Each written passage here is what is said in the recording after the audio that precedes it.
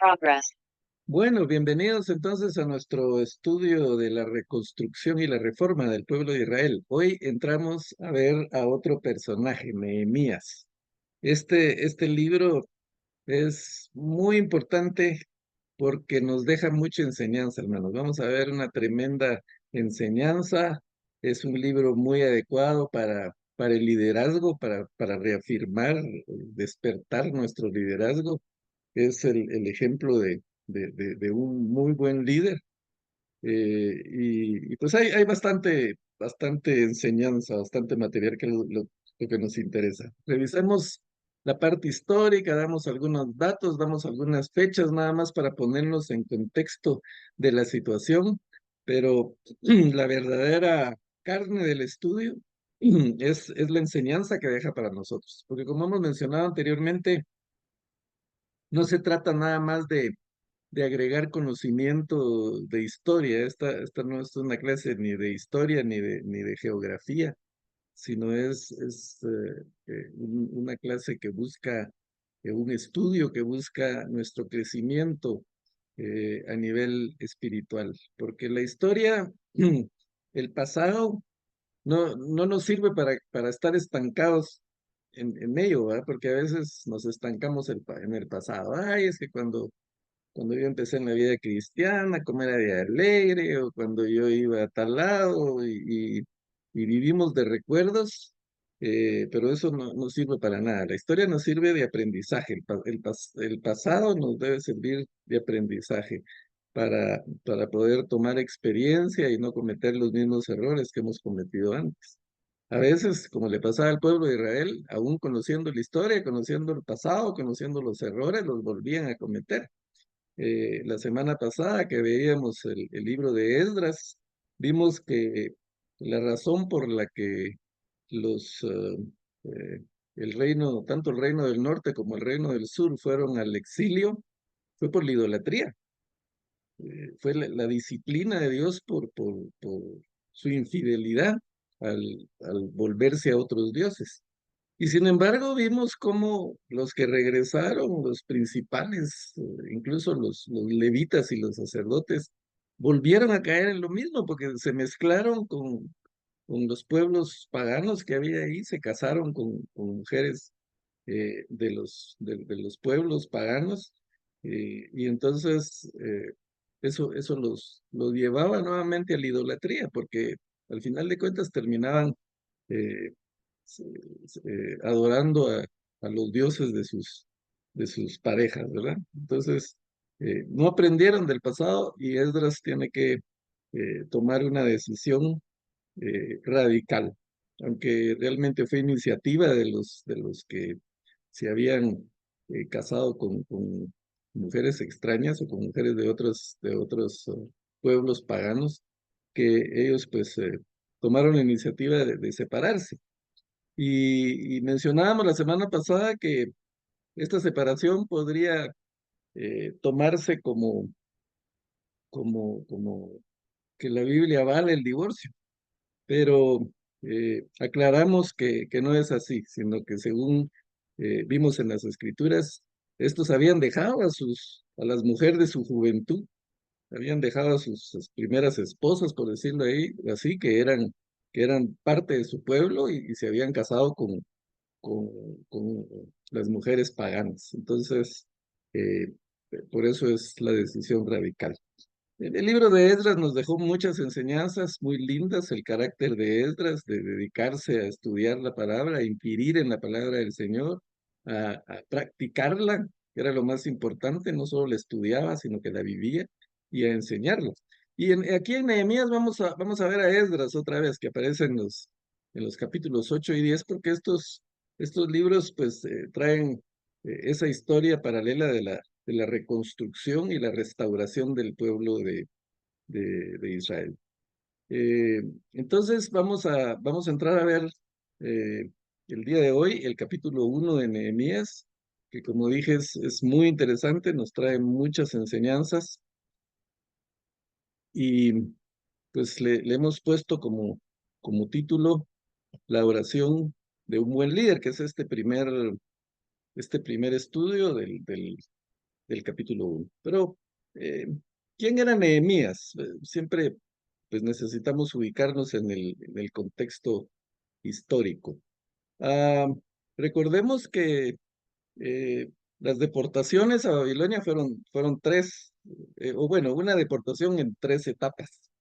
Nabucodonosor pues conquistó a, a Judea, al reino del sur, pero él lo que quería era que pues fueran sus súbditos, que fuera un pueblo que estuviera bajo su control. Pero eh, vimos ahí como los reyes que estaban o que quedaron se rebelaron contra Nabucodonosor, se aliaron con otras naciones, entonces vino una primera deportación en donde salieron Daniel y sus amigos. Daniel salieron en la primera deportación, eh, la rebeldía siguió, entonces hubo una segunda deportación hasta que al final Nabucodonosor se hartó de la rebelión de los reyes que quedaban, de los reyes judíos que habían quedado en Jerusalén, que se rebelaban constantemente contra Nabucodonosor, queriendo aliarse con otras naciones. Entonces al final se cansa y ahí sí manda arrasar con Jerusalén. Es cuando destruyen el templo, destruyen la ciudad, las casas, la muralla, todo lo queman, y entonces ahí queda devastación. Ah, quedarían algunos de los más pobres no fueron deportados, pero muy pocos.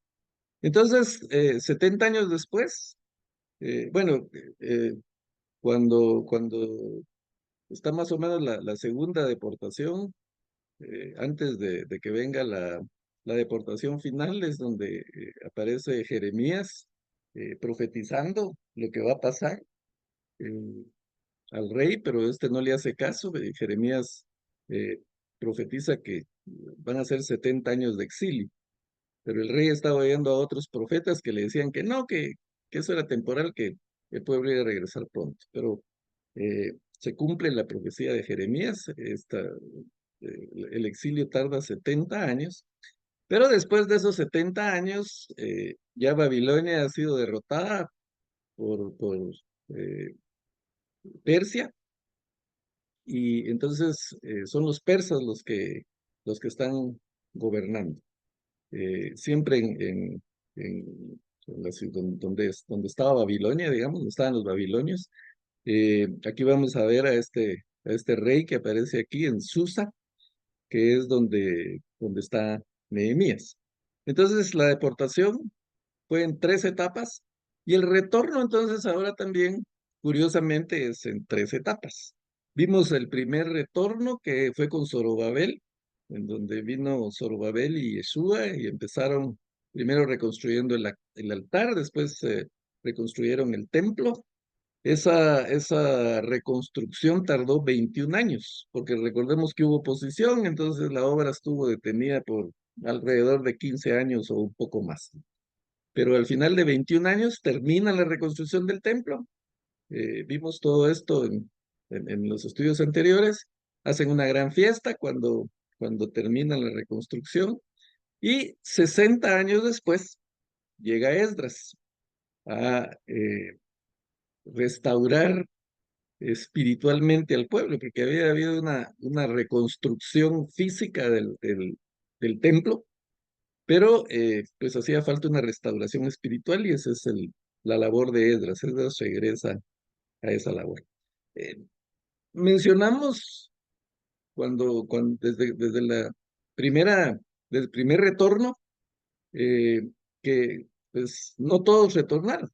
Había gente que estaba bien. El Señor los había prosperado en Babilonia. Jeremías anunció eso también. Cuando anuncia que van a ser deportados, les dice, compren tierras, instálense, porque esto va para largo, pero el Señor los va a prosperar, los va a bendecir.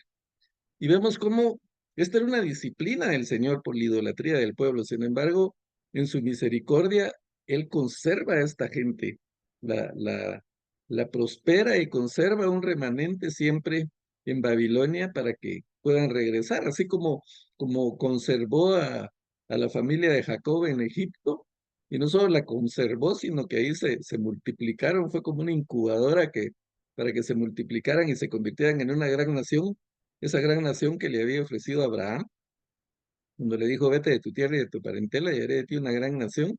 Abraham no vio esa nación.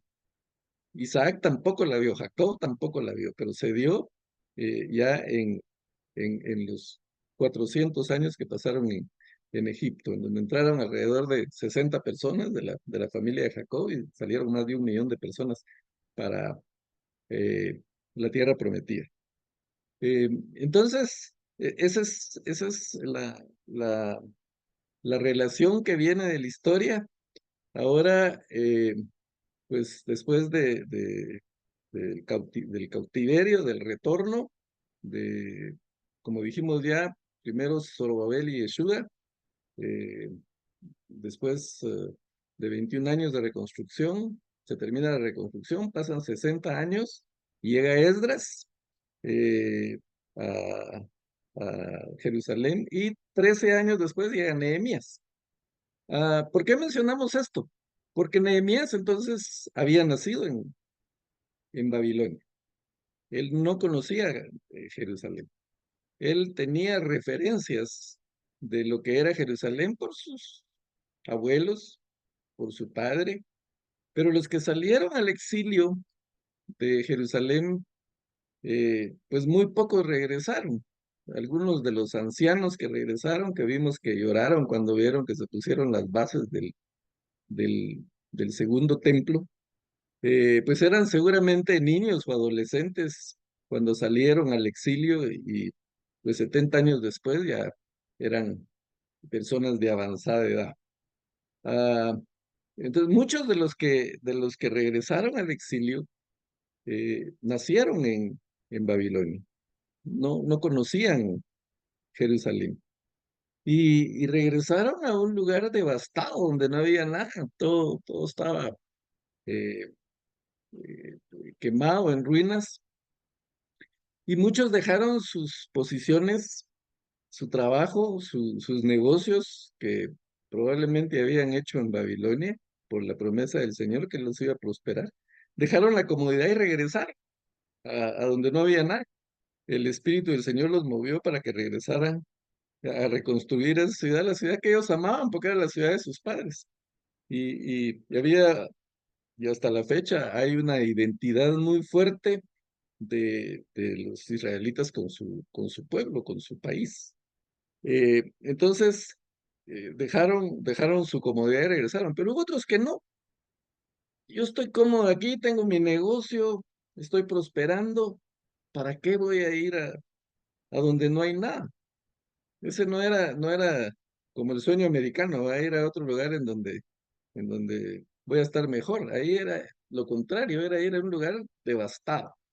Eh, Habría uno que otro, pues, curioso o que quería, eh, pues a lo mejor no le había ido tan bien en Babilonia, entonces, bueno, tal vez allá me va mejor, tal vez allá, pues, como no hay nada, voy a poder tomar posesión de un buen terreno y construir una mi buena casa, qué sé yo. Pero el punto es que ni en la primera deportación con Zorobabel, ni en la segunda, perdón, ni en el primer regreso del exilio con Zorobabel, ni en el segundo regreso con Esdras, fue eh, la mayoría de los que estaban exiliados. Al contrario, fueron pocos, fueron grupos pequeños. Y ahora, con Nehemías, pues va el tercer grupo. El primer grupo fue a reconstruir el templo.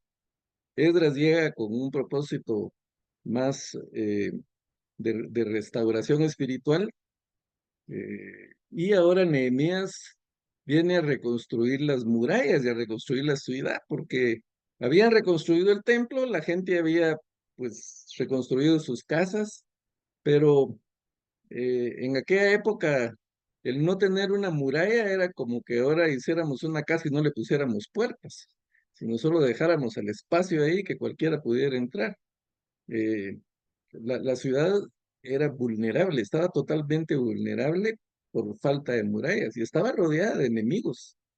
Toda la gente que de los alrededores eran enemigos del pueblo de Israel. Entonces era importante reconstruir las murallas y a eso regresa Nehemías. Eh, bueno, vamos a ver más datos de Nehemías adelante.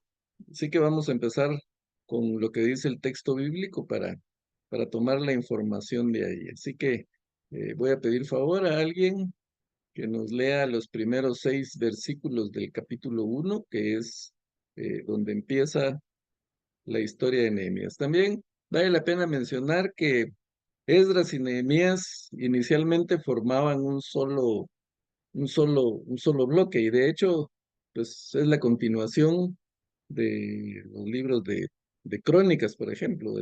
La historia viene en el libro de los Reyes, en el libro de Crónicas, después sigue Esdras, Nehemías, entonces no están ordenados tal vez cronológicamente, sino históricamente.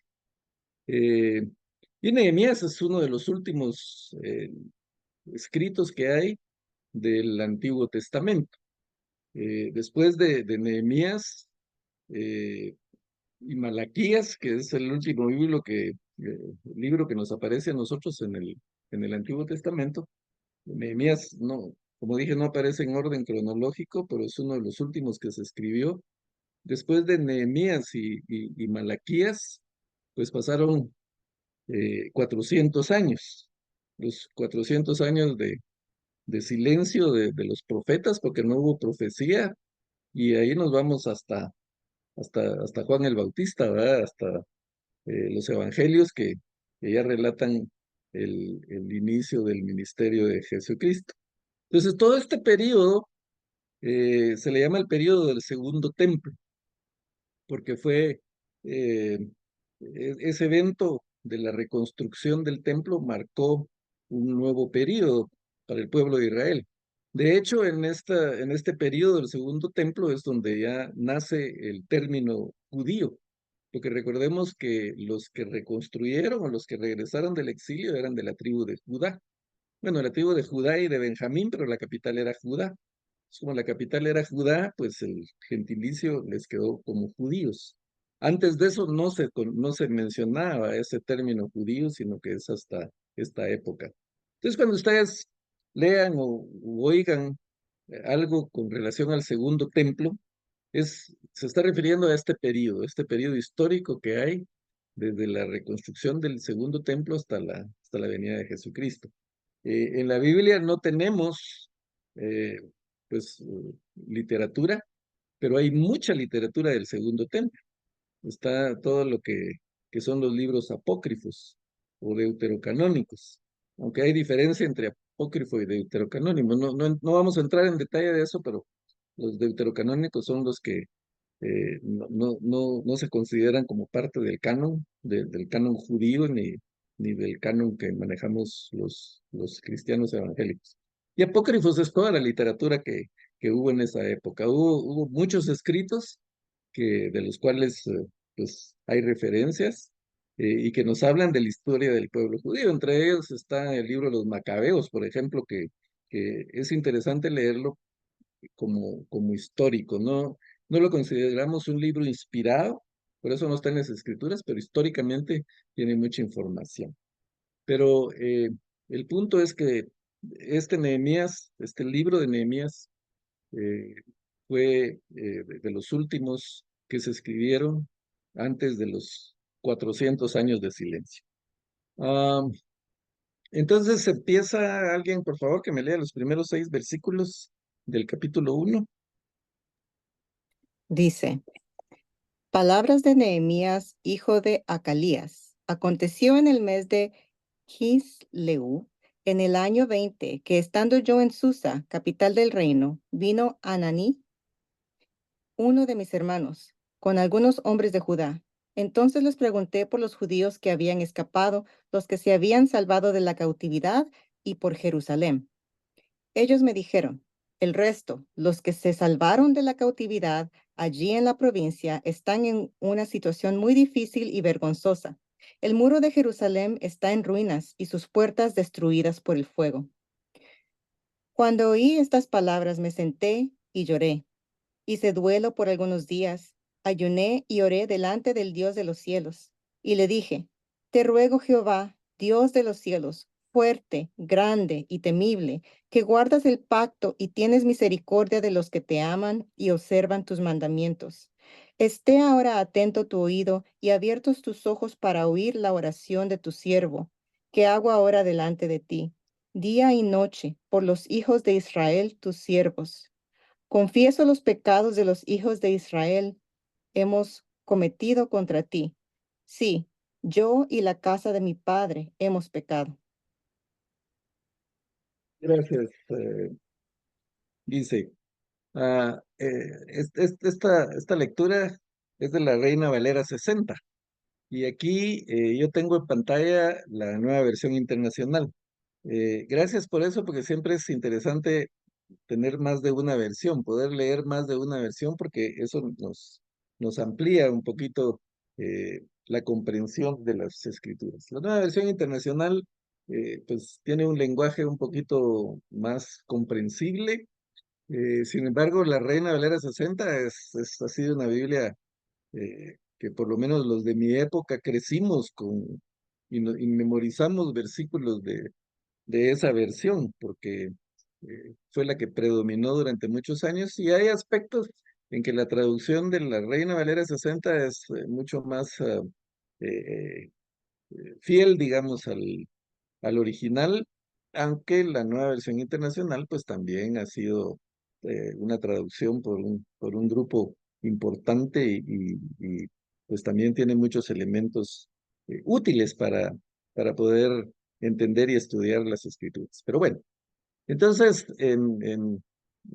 lo aclaro porque los que están viendo en pantalla mi versión, pues lo que oyeron les sonó diferente. Es lo mismo, pero simplemente con otras palabras. Eh, entonces, el libro inicia mencionando que son las palabras de Nehemías, hijo de Jacalías, en el mes Kisleu del año 20.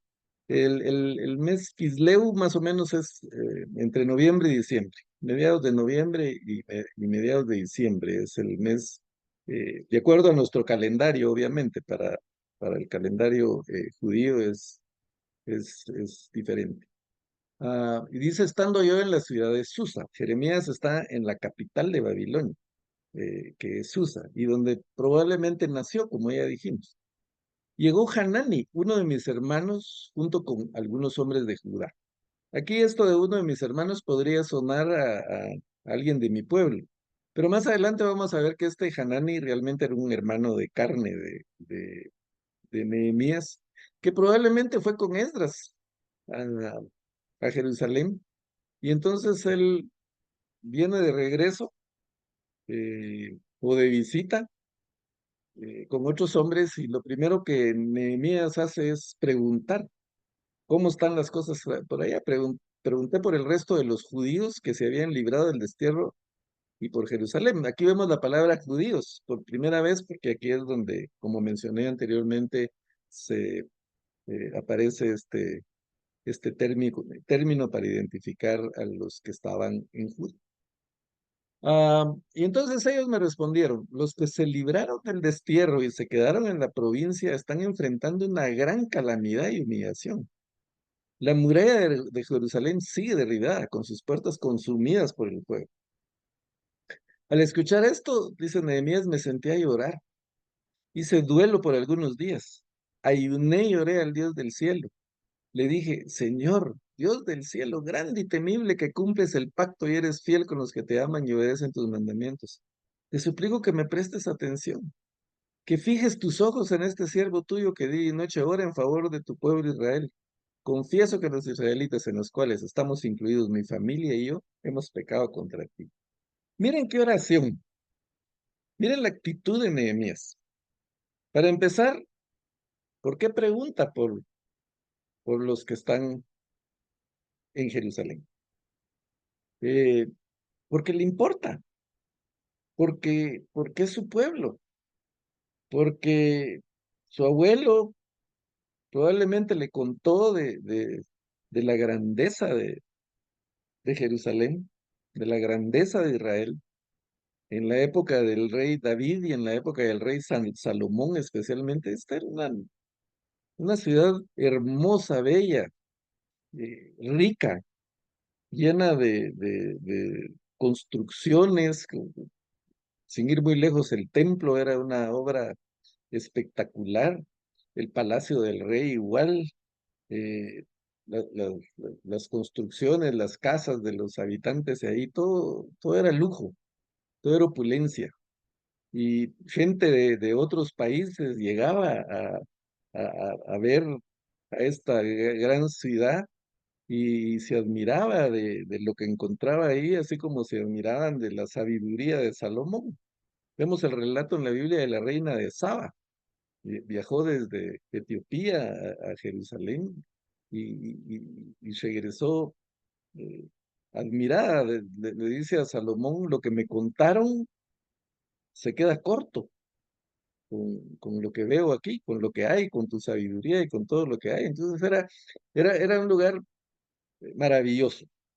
Y, y de pronto, por la disciplina del Señor, esto queda destruido, totalmente en ruinas. Pero veamos la fidelidad de Dios, como decía al principio, cómo conservó al pueblo de Israel en Egipto para que sobrevivieran a su pueblo, para que se convirtiera en una gran nación. Y ahora, cómo sostiene a un remanente en Babilonia. Porque el reino del norte, que fue conquistado por Asiria, las primeros 10 tribus de Israel, fueron al exilio y nunca regresaron. Se acabó ahí el reino del norte, con algunas excepciones de algunos que quedaron, como que dije, eran los más pobres, pero la gran mayoría nunca regresó. Pero en Babilonia se conservó un remanente y ese remanente regresó. Primero con Zorobabel, después con Esdras y ahora con Nehemías. Regresa el tercer grupo. Pero Nehemías está interesado en esa nación. Eh, hay un aspecto cultural aquí del pueblo del que vamos a explicar un poquito más adelante, pero es una identidad con su nación, con su pueblo. Eh, no, no, no hay una identidad personal como la que tenemos nosotros, individual. La identidad de la gente del periodo del Segundo Templo, incluso de la época de Jesucristo, era una identidad muy fuerte con su grupo social, con su familia, con el grupo eh, social al que pertenecía, con su pueblo. Y, y entonces eh, se preocupa por lo que está pasando en su pueblo. Yo me pongo a pensar, la gente, bueno, aquí tenemos a Nuri que vivió en Guatemala y ahora vive en California por razones personales. eh, Emigraron desde muy pequeños con su madre, sus hermanos. Pero yo me imagino, y tal vez Nuri nos puede contar un poquito de eso, que cuando oyen las noticias de su país y de las cosas malas que pasan en su país, pues hay cierta preocupación, hay cierta nostalgia por lo que está pasando aquí. Eh, es así, dice. Sí, sí, cuando tiembla, cuando hay así como las lluvias, los grandes calores que se escuchan y diferentes cosas, ¿verdad? Uno siempre está ahí pendiente de la familia, más que todo, ¿verdad? Porque sí, lleva uno Guatemala en el corazón, donde quiera que esté. Eso es exactamente el término. Nehemías era babilonio, por decirlo así, de nacimiento. Había nacido en Babilonia, pero su corazón estaba en Jerusalén. Su corazón estaba en la patria de sus parientes, de su pueblo. Entonces él se preocupa por eso. Ah, y se preocupa tanto que dice que se sienta a llorar y hace duelo por algunos días y ayuné y lloré a Dios, al Dios del cielo. Vamos a ver adelante. que, que no fueron unos días, fueron varias semanas las que Nehemías estuvo ayunando y orando por lo que estaba pasando en su país, con su gente. Y vemos en la oración de Nehemías mucha similitud con la oración de Esdras. Recordemos cuando Esdras recibe las noticias también del pecado en que han caído los principales líderes, eh, él pues también se humilla delante del Señor, ora delante del Señor, pero surge esta identidad que les menciono, se identifica con su pueblo. Esdras dice, hemos pecado, y no vemos en la Biblia que el pecado de Esdras no parece que él haya cometido ningún pecado. Sin embargo, se identifica con su pueblo. Y aquí Nehemías es exactamente igual. Nehemías era una persona íntegra, podríamos decir. Sin embargo, él dice, primero, Señor, Dios del cielo, grande y temible, reconoce la grandeza de Dios, reconoce el temor de Dios, un temor reverente, no es miedo a Dios, como hemos dicho anteriormente, sino temor reverente, temor a desobedecerlo y a desatar su enojo. Pero le dice que cumples el pacto y eres fiel con los que te aman y obedecen tus mandamientos. Esa es una enseñanza grande para nosotros, porque nosotros necesitamos creer que Dios es un Dios que cumple sus promesas, que cumple su pacto, que cumple lo que está en las Escrituras. Él lo cumple para nosotros y Él lo cumplió con su pueblo. El pueblo fue infiel, el pueblo fue idólatra, el pueblo cometió muchos errores y sin embargo Dios permaneció fiel, fiel a la promesa de Abraham. Haré de ti una gran nación.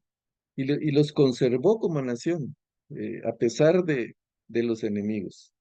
Y entonces vemos aquí la fidelidad de Dios. Y Nehemías conoce el carácter de Dios por, por la influencia que ha recibido, la influencia que ha recibido de su padre, de su abuelo, de la educación que eh, recibió. Eh, Recordemos que cuando esta gente estaba en el exilio no tenían templo. Sin embargo, pues mencionamos la semana pasada que fue cuando empezaron a surgir las sinagogas, probablemente por iniciativa de Esdras. Y las sinagogas eran eh, lugares pequeños, muchas sinagogas estaban en casas incluso, y ahí se estudiaba la palabra del Señor. Entonces, aún en el exilio, el remanente ese que estaba ahí estudiaba la palabra del Señor, estudiaba las escrituras, estudiaba la Torá, el Pentateuco, que era lo que tenían, y pues algunos de los libros de los profetas. La Biblia hebrea básicamente es el Tanaj, o el Antiguo Testamento para nosotros. Pues conocían las escrituras, de hecho cantaban salmos cuando estaban en el exilio. Eh, Hablando del retorno, de regresar a su tierra natal. Entonces reconoce primero la grandeza del Señor, que es el Dios del cielo, que es grande y temible y que cumple el facto y que es fiel. Fiel con los que te aman y obedecen tus mandamientos. Eso es importante, porque a veces queremos que el Señor sea fiel, que el Señor pues, nos conceda todo lo que pedimos, que el Señor nos guarde, que el Señor esté con nosotros, pero no obedecemos sus mandamientos, no hay obediencia. Entonces no podemos esperar eh, que el Señor eh, pues esté con nosotros y que todo pues salga como nosotros quisiéramos que salga. Incluso aún cumpliendo sus mandamientos, a veces las cosas no salen como nosotros queremos, pero el Señor tenía un propósito en todo. Te suplico que me prestes atención, que fijes tus ojos en este siervo tuyo que día y noche ora en favor de tu pueblo Israel. No está pidiendo por él, está pidiendo por su pueblo, está pidiendo por Israel. Confieso que los israelitas, entre los cuales estamos incluidos mi familia y yo, es lo que les digo, hemos pecado contra ti. Nehemías no había hecho nada, pero se identifica con su pueblo, se hace partícipe de esa rebelión y confiesa en el nombre de su pueblo, en representación de su pueblo, el pecado. Ah, siguiendo con la lectura, dice el versículo 7, te hemos ofendido y nos hemos corrompido mucho. Hemos desobedecido los mandamientos, estatutos y leyes que tú mismo diste a tu siervo Moisés. Recuerda, te suplico, lo que dijiste a tu siervo Moisés. Si ustedes son infieles, yo los dispersaré entre las naciones. Pero si se vuelven a mí, obedecen y ponen en práctica mis mandamientos, aunque hayan sido llevados al lugar más apartado del mundo, los recogeré y los haré volver al lugar que escojan como residencia, que escoja como residencia de mi nombre. Aquí les mencionaba que pues Nehemías conoce las escrituras, que se estudiaban las escrituras mientras estaban en Babilonia, porque en Levítico capítulo 26 vemos esto. Perdón, en Levítico, sí, capítulo 26. Habla de las bendiciones y las maldiciones que van a haber para el pueblo, bendiciones si obedecen y maldiciones si desobedecen. El versículo 14 dice, pero si no me oyereis ni hiciereis todos estos mis mandamientos, y desdeñareis mis decretos, y vuestra alma menosprecie mis estatutos, no ejecutando todos mis mandamientos e invalidando mi pacto, yo también haré con vosotros esto. Y ahí empiezan todas las desgracias que pueden venir contra el pueblo por la desobediencia. Dice, enviaré contra vosotros bestias, fieras que os arrebaten vuestros hijos y destruyan vuestro ganado y os reduzcan en número y vuestros caminos sean desiertos, etcétera, etcétera, ¿verdad? Y si no se corrigen, pues vendrá otra cosa peor y así va diciendo. Eh, y en el versículo 31 dice, haré desiertas vuestras ciudades y asolaré vuestros santuarios y no oleré la fragancia de vuestro suave perfume. Asolaré también la tierra y se pasmarán por ello vuestros enemigos que en ella moren. Y a vosotros os esparciré entre las naciones y desenvainaré espada en pos de vosotros y vuestra tierra estará asolada y desiertas vuestras ciudades. Y ahí va diciendo que en ese tiempo la tierra va a descansar, ¿verdad? Porque va a estar desolada y no va a haber nada. Pero dice, si confesaren su iniquidad y la iniquidad de sus padres por su prevaricación con que prevaricaron contra mí, y también porque anduvieron conmigo en oposición, eh, yo también habré andado en contra de ellos y los habré hecho entrar en la tierra de sus enemigos. Y entonces se humillará su corazón incircunciso y reconocerán su pecado. Entonces, dice el versículo 42, yo me acordaré de mi pacto con Jacob y asimismo de mi pacto con Isaac y también de mi pacto con Abraham me acordaré y haré memoria de la tierra.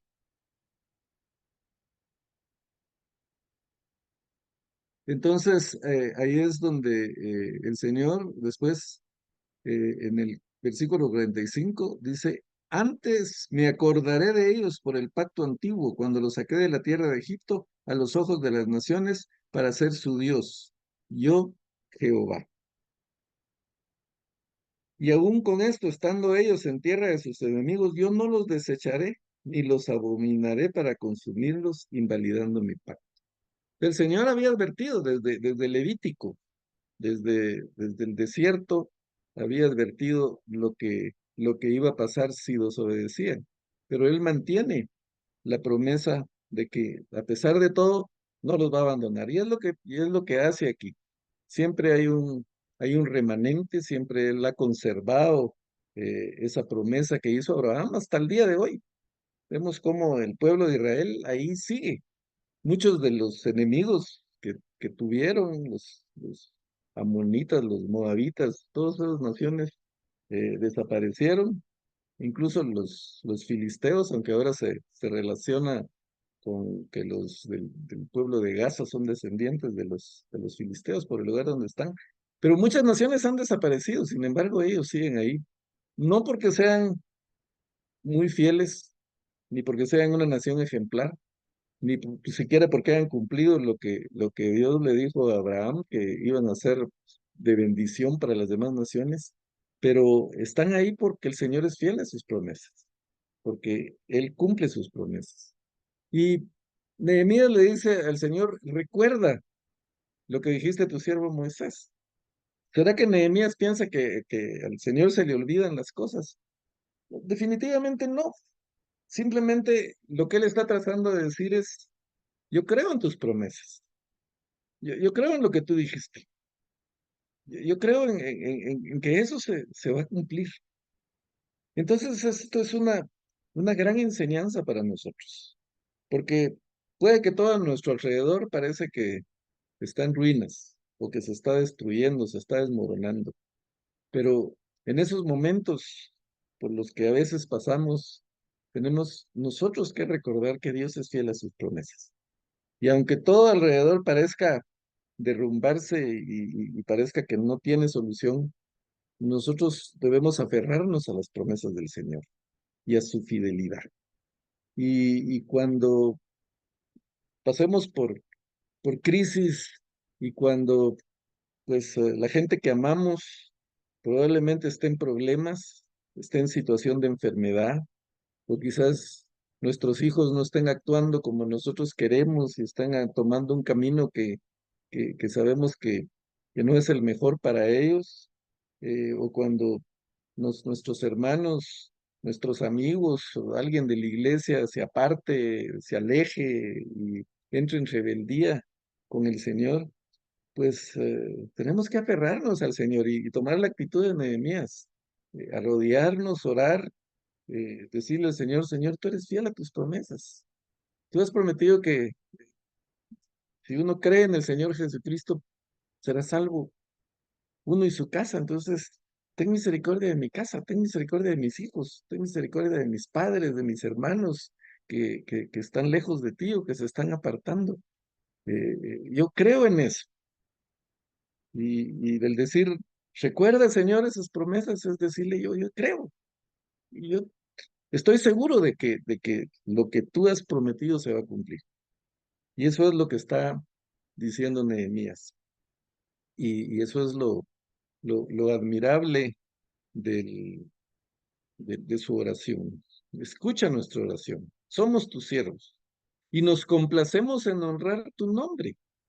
Como dije anteriormente, tenemos que honrar al Señor, eh, obedecer al Señor. Y aquí él está mencionando lo de Levítico.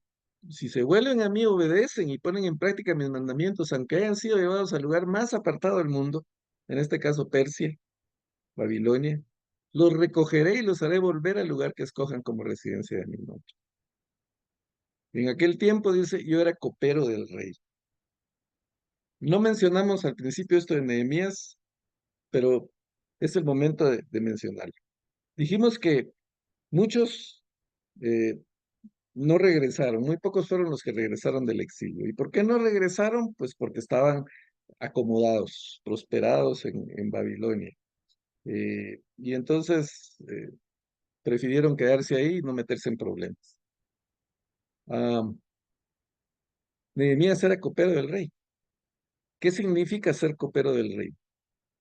Pues el copero, como sabemos, era el que probaba, tenía que probar todo lo que el rey iba a comer o a beber.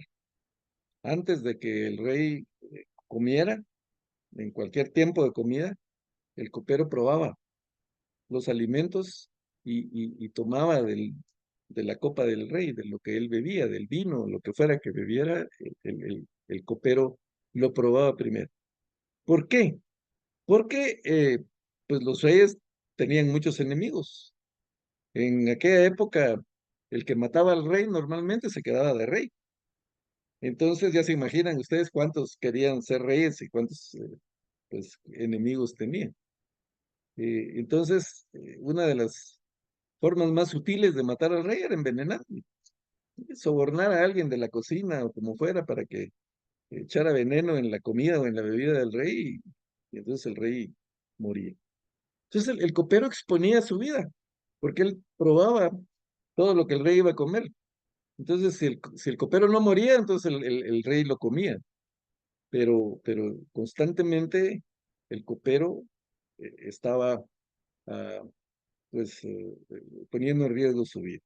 Eso hacía que hubiera mucha cercanía, mucha afinidad con el rey. Obviamente el rey tenía plena confianza en el copero, porque pues cómo no va a tener confianza uno en alguien que está arriesgando todos los días su vida para que uno esté bien, ¿verdad? Entonces se convertía también como que en su consejero, en su confidente. Entonces era un cargo alto. eh, Nehemías la había hecho en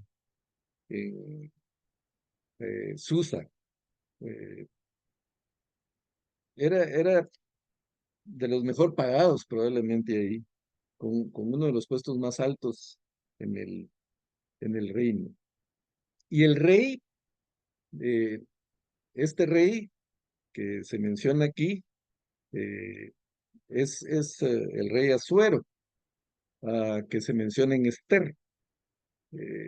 Recordemos, bueno, si vemos el libro de Esther, vemos que ella se casó con el rey y es Jerjes, el papá de Artajerjes que se menciona aquí.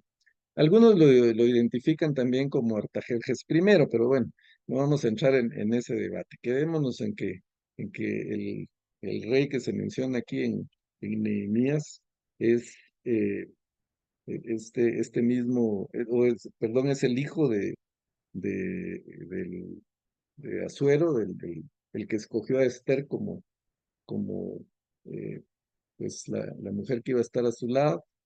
Y bueno, ahí tenemos la historia de Mardoqueo, que gracias a la intervención de Mardoqueo y del puesto que tiene Esther, como la primera dama, podríamos decir, de aquel lugar, el pueblo se salva, el pueblo de Israel se salva de ser aniquilado, porque ahí Naamán lo que quería era terminar con, con los judíos, con los israelitas. Pero otra vez vemos la mano del Señor preservando a su pueblo y puso a Esther en un rango muy alto, el más alto que podía tener dentro del reino, puso a Nehemías con uno de los rangos más altos que podía tener, eh, uno de los rangos más altos que podía tener en el país, puso a José también en Egipto, en uno de los cargos más altos que podría tener, puso a Esdras. Entonces, vemos la mano de Dios aún en la prosperidad de todos estos, porque el ponerlos en ese lugar tenía un propósito de Dios, había un propósito de Dios y siempre ese propósito de Dios fue preservar a su pueblo, que el pueblo no fuera destruido, que fuera aniquilado. Dios disciplinó al pueblo, lo disciplinó fuertemente, pero lo conservó, lo mantuvo. ¿Y por qué? Porque amaba a ese pueblo. Por eso la Biblia dice que el Señor disciplina a quien ama. Cuando recibimos la disciplina del Señor, mis hermanos, es porque el Señor nos ama. Y en medio de todo, pues quiere preservar nuestra relación con Él, que nosotros mantengamos esa relación. Nos apartamos de Él, Él nos disciplina y nos regresa, porque nos ama, para que estemos con Él. Vemos entonces las grandes enseñanzas que hay aquí. Pero Nehemías tenía una característica. ¿A quiénes escogió Dios para la restauración de su pueblo y la reconstrucción para que regresaran del exilio? Bueno, primero a Zorobabel. Zorobabel dijimos que era un príncipe de Judá porque era descendiente directo pues de David, o del linaje de David, que eran los que pues indicados para llegar al trono, todos los príncipes. Yeshua, que fue con Zorobabel, era de casta sacerdotal, era descendiente de la tribu de Leví, descendiente de Aarón, Ah, entonces, vemos ahí un líder de la casta real y otro líder de la casta sacerdotal. Vimos también a Ageo y Zacarías, que eran profetas, eran líderes espirituales. Vemos a un Esdras que era un escriba y también de casta sacerdotal. Eh, Podríamos decir líder espiritual, líder religioso. Pero Nehemías tiene una característica especial. Nehemías no es nada de esto. Nehemías ni es profeta, ni es sacerdote, ni es príncipe. Nehemías es un hombre normal, es un hombre común, como cualquiera de nosotros. Y sin embargo, vemos que es un hombre de Dios, es un hombre que confía en Dios. Y esa es otra enseñanza grande para nosotros. No necesitamos ser de casta sacerdotal, no necesitamos ser príncipes, no necesitamos ser o estar en altos puestos dentro de la iglesia. No necesitamos estar en el consejo de ancianos o ser pastores o ser maestros o ser directores de ministerio. Cualquiera, una persona común y corriente que pone su confianza en el Señor, que cree en las promesas del Señor, puede hacer cosas maravillosas. En las manos del Señor, cualquiera de nosotros puede hacer cosas grandes que ni siquiera nos imaginamos. Y esa es una enseñanza de Nehemías fuerte, porque este es un líder secular, como podríamos decir, un empleado público, alguien que trabaja en el gobierno. Y sin embargo, vemos lo que él eh, puede hacer, lo que él va a hacer. No vamos a avanzar más por cuestiones de tiempo. El día de hoy, la semana entrante, vamos a ver el capítulo 2 y vamos a ver de lo que es capaz Nehemías, de, de, de la obra tan grande que él puede ejecutar, pero porque por su carácter, por lo que él hace aquí, por su oración, por cómo él ora y se pone en las manos del Señor y él suplica que lo escuche. Aquí en la Reina Valera tenemos otra. En otras palabras, la oración dice el versículo 8: acuérdate ahora de la palabra que diste a Moisés tu siervo, diciendo, si vosotros pecares, yo os dispersaré por los pueblos, pero si os volvieres a mí, guardares mis mandamientos y los pusieres por obra, aunque vuestra dispersión fuere hasta el extremo de los cielos, de ahí yo os recogeré y os traeré al lugar que escogí para hacer habitar ahí mi nombre. Ellos pues son tus siervos y tu pueblo, los cuales redimiste con tu gran poder y con tu mano poderosa. Y el versículo 11 te dice, te ruego, oh Jehová, esté ahora atento tu oído a la oración de tu siervo y a la oración de tus siervos que nos desean reverenciar tu nombre. Concede a él ahora buen éxito a tu siervo y dale gracia delante de aquel varón, porque yo serví al copero del rey. Concédele éxito a tu siervo. Miren, hermanos, hay una gran diferencia entre preocuparse. Preocuparse es eh, estarle dando vueltas a un asunto, ¿verdad? ¿Qué voy a hacer ahora? ¿Cómo voy a resolver esto? ¿Qué problema en el que estoy metido? ¿Por qué vine a caer en esto? ¿Qué hago? Eso es preocuparse. Pero con preocuparnos no resolvemos nada. Nehemías se preocupó, pero con preocuparse no hubiera resuelto nada. Ay, pobre esta gente, ay, Dios mío, ¿qué pasó? ¿Por qué tuvo que pasar esto? Esa es una preocupación. Pero Nehemías actuó. Y eso es la diferencia de un buen líder. Un buen líder no se preocupa, no se concentra en el problema, sino se concentra en la solución. Primero, la primera medida, ayunar y orar durante un buen tiempo, que fue lo que hizo Nehemías.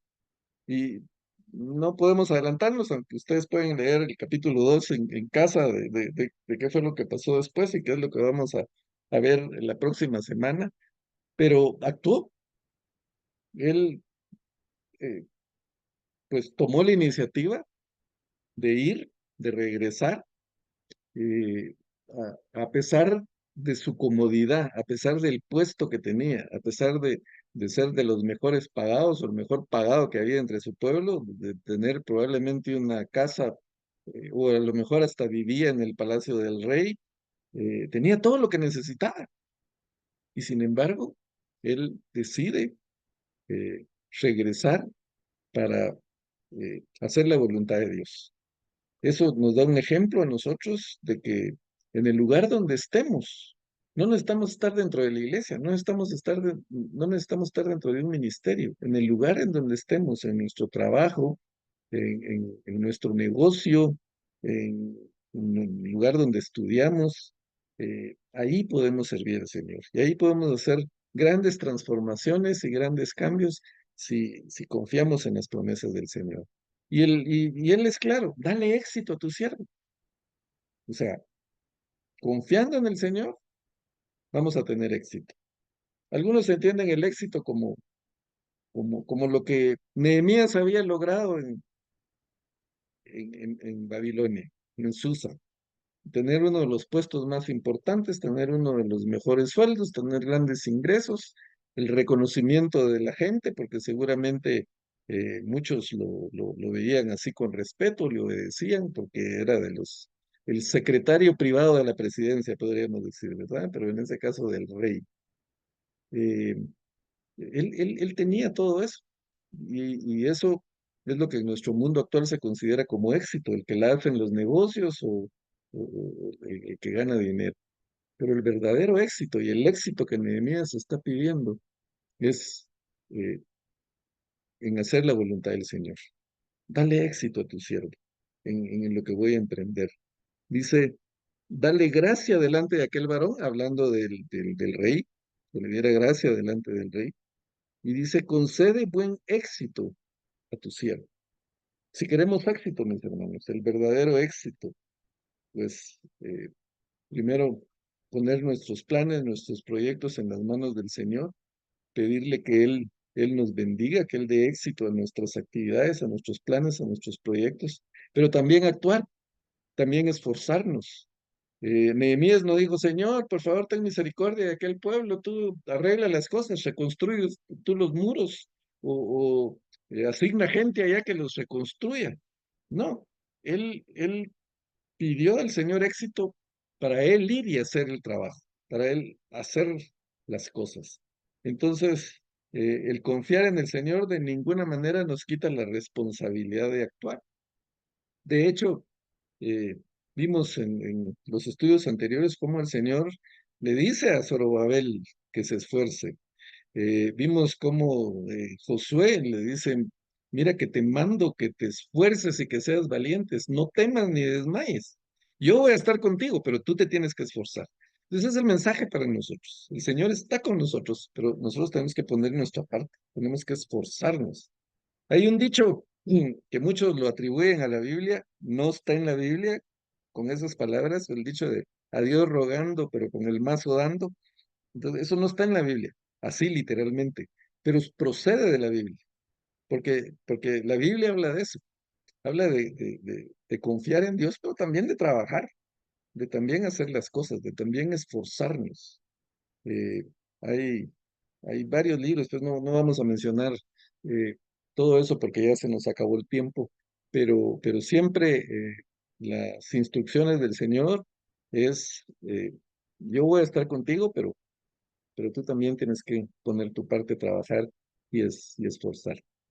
Así que, pues, esto es lo que tenemos hasta el día de hoy. La semana entrante vamos a ver eh, cómo Nehemías llega ante el rey eh, y sin pedir nada, pues prácticamente el rey le concede todo lo que él quiere como resultado de lo que le había pedido al Señor. Pero bueno, se los dejo ahí eh, como inquietud para la próxima semana, pero este es el estudio que teníamos para hoy.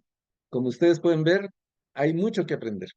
Esto es solo una pequeña probadita de lo que vamos a aprender del liderazgo de Nehemías, y esperamos en Dios que eso nos ayude a afirmar nuestro liderazgo también y nuestro compromiso con el Señor. ¿Preguntas, dudas, comentarios? Qué bueno que ya se sumaron más a estar aquí presentes, a los que nos ven en la grabación, pues los invito para que hagan el esfuerzo y poder estar también aquí presentes, porque así creo que se aprovecha más y pueden expresar sus dudas, sus comentarios y lo que venga. Así que, perdón, dejo un tiempito ahí por si alguien quiere expresar algo. Y si no, pues Gracias, hermano seguimos. Walter. Muy interesante enseñanza. La verdad que de esa perspectiva que usted lo explicó, no lo había analizado y pues qué interesante saber de que aunque no seamos pastores o no seamos grandes líderes, Dios puede hacer grandes cosas a través de nuestras vidas. Eso nos anima un montón, ¿verdad? A seguir adelante. Qué interesante. Muchas gracias. Dios lo bendiga, hermano Walter. Gracias a ustedes. Gracias por su comentario, don Araceli. Bueno, nos despedimos de los que nos están viendo en la grabación. La paramos hasta aquí.